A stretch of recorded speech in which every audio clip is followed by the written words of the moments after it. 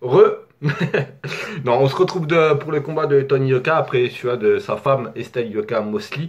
Donc, petit rappel, Tony Yoka c'est 9 victoires pour 7 KO et 0 défaite. Djeko c'est un lourd léger et c'est son premier combat en poids lourd. Premier combat en poids lourd, il prend le champion olympique et c'est pour un titre de l'Union Européenne. Le premier qui me met dans les commentaires que Djeko il a plus de couilles que Tony Yoka parce qu'il prend un vrai adversaire pour son premier combat, il rejoint le goulag. Voilà, tout simplement. Alors, je vais expliquer pourquoi. Djeko, du coup, c'est 17 victoires, 8 KO, 2 défaites et un nul. Parce que oui, en boxe, il peut y avoir des matchs nuls. Et il sort d'une victoire contre John Cortez. Alors, connaît rap. Et Tony Yoka, forcément, il sort d'une victoire contre Christian Hammer, qui est un promoteur qui fait des caprices quand un de ses boxeurs perd. Mais ça ne nous regarde pas. Alors, j'ai donné tous les rounds à Tony Yoka, sauf un seul.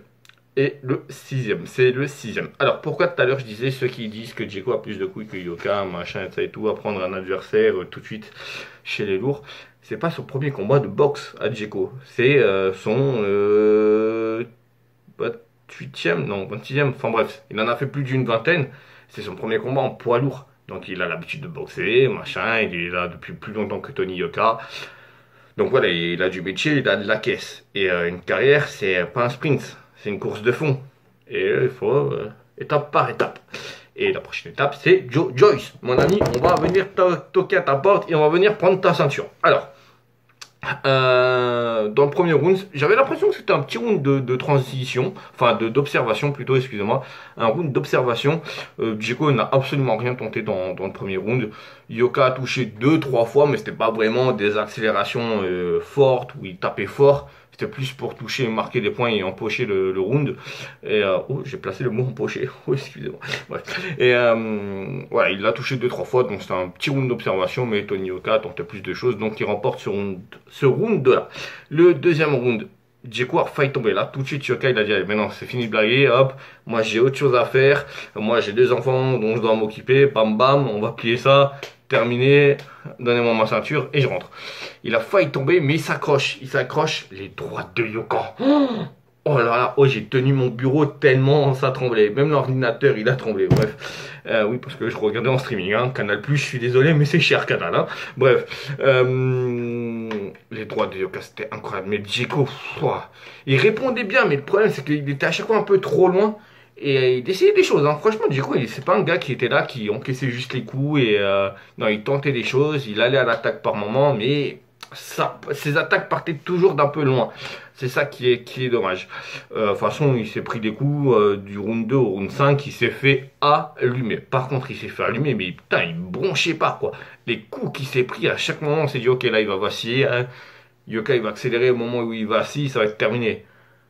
Pas du tout, il prenait des droites. Il a une droite qui est, c'est un peu un overhand. Donc un overhand, c'est une droite qui part d'en haut et qui vient en bas et qui tu touches ici au menton et c'est terminé pour toi. On voit ça très souvent en MMA, on voit ça très souvent, mais on le voit rarement en boxe, parce qu'en boxe on cherche plutôt le crochet court comme ça, mais le crochet comme ça qui part d'en haut pour arriver en bas, comme une lance en fait qui vient te planter le menton, et ben voilà. Mais sauf que Yoka il a de la puissance, hein.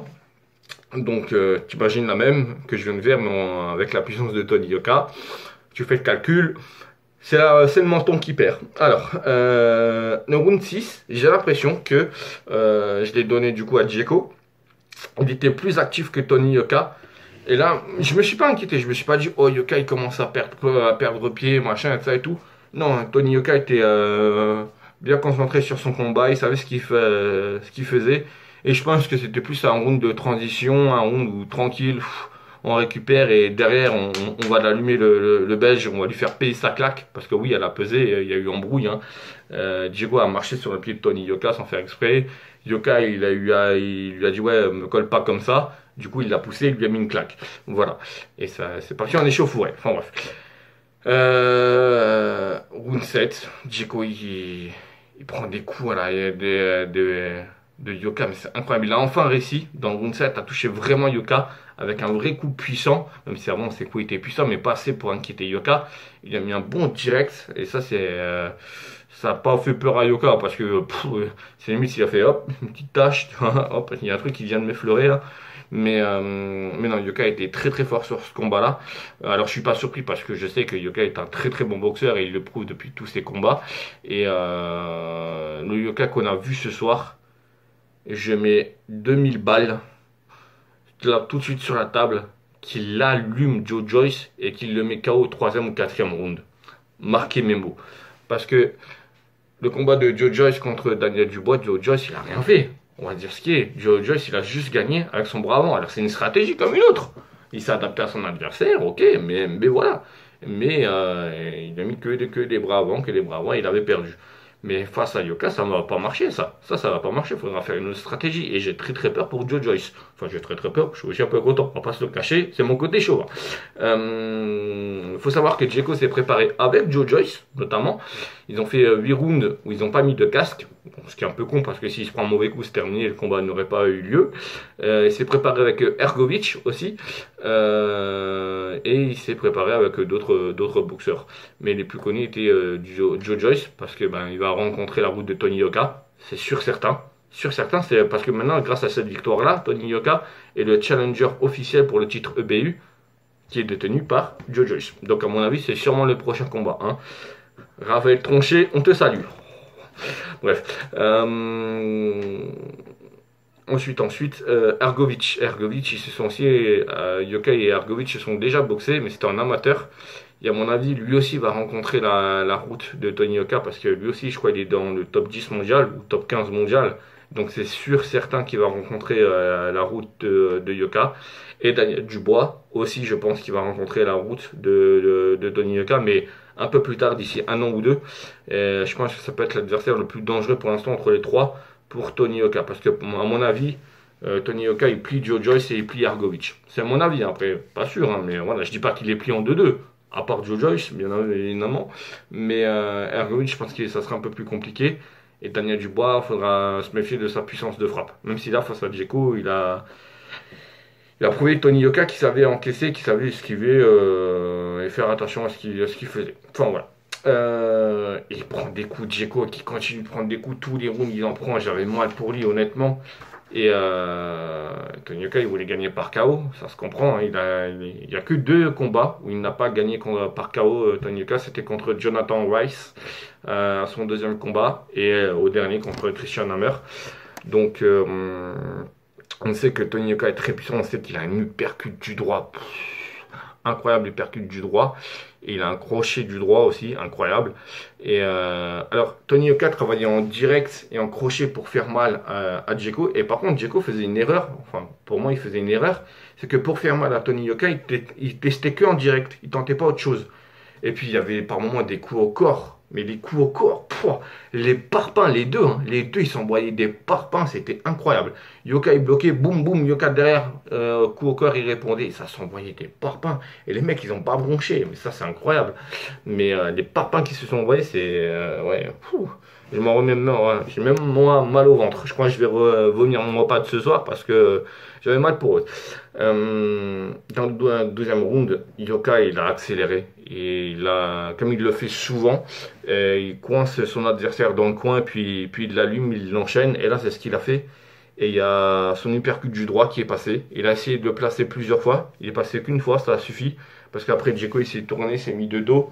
Et il a voulu arrêter le combat parce qu'il n'en pouvait plus. Avec tous les coups d'avant qui s'étaient pris, en plus son œil gauche commençait à se fermer, l'œil droit tout doucement aussi. Enfin voilà, il était très très très très bien marqué. Et puis Tony Yoka, ça se voyait, il était plus frais, plus athlétique, plus fort. Enfin, il avait plus de force que Dzeko. Et je pense que Dzeko était fatigué, que l'uppercut lui a fait très très mal. Et que là, il a dit stop. En tout cas, ça n'en avait rien avec ce que Dzeko a fait parce que Dzeko, pour ce premier combat en poids lourd, il a encaissé des coups. Mais je m'excuse du terme que je vais encaisser, oula, c'est du mal. Je m'excuse du terme que je vais employer, mais Dzeko, il a encaissé des coups d'enculé. Alors vraiment, hein. Mais du coup, ça promet pour lui. Je pense que ça peut être un gars surveillé en poids lourd. Alors peut-être qu'il aura du mal face aux pointures, mais attention. Moi, je dis juste attention à Dzeko s'il continue comme ça. et qui gagne en puissance. Attention parce que ça peut être un danger. Alors, que peut-on espérer pour Dzeko pour une suite? Écoutez, je sais pas, hein. Je sais pas. Honnêtement, je vois pas qui lui proposer en face. Aucune idée. Donc, si vous avez des idées, dites-le moi en commentaire. Pour Yoka, à mon avis, ça semble Joe Joyce. Je vois pas qui. Je vois pas qui d'autre. Donc voilà, peut-être préparez-vous, parce que peut-être que ça se fera en Angleterre. Ça va peut-être falloir s'y préparer. Et il va aussi falloir se préparer à ce que les prochains combats de Tony Yoka se fassent en Angleterre et aux États-Unis. Donc on va devoir se lever à des 4h, 5h du bar, hein. Mais voilà, c'est une suite logique pour sa carrière s'il va aller chercher des championnats du monde.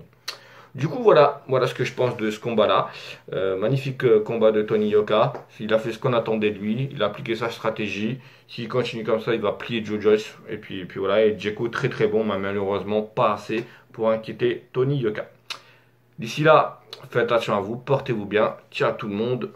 Peace.